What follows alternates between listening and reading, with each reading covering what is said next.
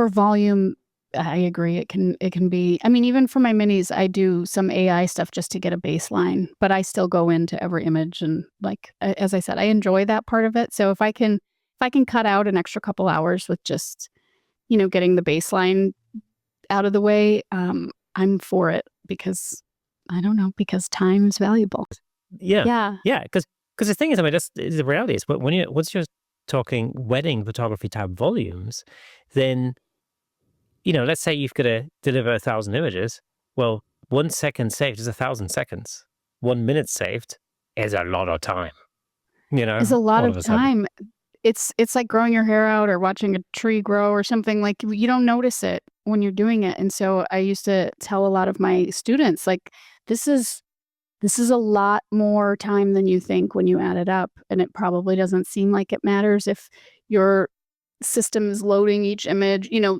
People with Yeah. older computers or something, they're like, "Oh, it takes, like, a couple seconds for each image to fully load," and I'm like, "You gotta get that fixed because if you're gonna be shooting high volume, this is hours and hours and hours over the course of a Yeah. year. It could even be more, and I think it's well worth looking into it and fixing it because time is valuable, and let's be honest, most photographers that are just starting out are also shooting high volume because you get asked to do a lot of events and a lot of, and you're learning, and that's great, and there's nothing wrong with it, but if you're gonna do high volume well into your career, it's really important, I believe, to make sure that you know how to save some time. Well, let's talk about mini sessions. Give us like a little sort of an outline as to how a mini session works. Yeah, they're really basic, and as I said, I use them as a way to not only kind of give new clients that don't wanna make a massive investment right off the bat a chance to just work with me, but also it's great for a holiday season and just kind of high volume stuff where people just want a couple. I mean, so the way I structure headshot sessions is that I moved away from this sort of package idea, where you had like this traditional idea of having like a low cost, a mid, and a Mhm. super expensive package. Because I found it really limits. It's set to limit to um, how much I can earn for that session. Because if you say, like, for instance, this session is an hour and it comes with 5 fully retouched headshots, then in your client's mind, that's the limit. You set the bar there. It's going to take an hour, so I don't invest the time for it to take longer. That's it. And it comes with 5 images, so why would I want 6? Because it already comes with 5. No big deal. Yeah, So I right. found that it was very difficult to upsell on that because people were already so set on that, and you could really feel it in the discussions. At the end when we're looking at the final shots, like, oh yeah, but I like that 6 shot.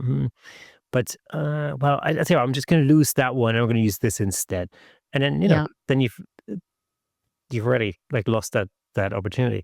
So what I do Yeah. now is I just basically I don't time limit it, and really what it means is, so it's a session plus per photo fee sort of thing, where I don't have a time limit, um, and people basically buy the images they want. And what it does is, it because it's open ended, it gives me the time to run through a lot more setups, and that usually means that actually for each session, I'm able to monetize that session a lot more, because if I can run through 7 different setups, they will almost always buy at least 7 images. And because I'm charging extra per image, the total that is much greater than what I would have charged for a package before that. So just by changing that system, it's meant a number of different things. It's meant that I can monetize each session more, but it also means that actually I now have the time to relax people into that whole situation, is what we talked about earlier, because I'm not shooting against the clock. Because from my perspective, I always used to hate that.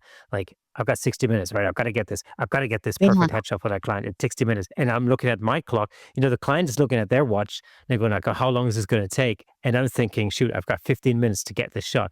And I just don't like working like that at all. So I completely changed the way I did things. And it's been great.